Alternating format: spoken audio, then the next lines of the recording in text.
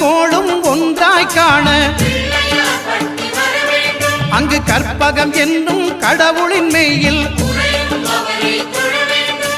சூரியன் முதலாய் 9 கிரகமும் பலவித குணங்களை கொண்டிருக்கும் எங்கள் கற்பக தருவில் அவை வரும்போது ஒன்றாய் சேர்ந்து பலனளிக்கும்.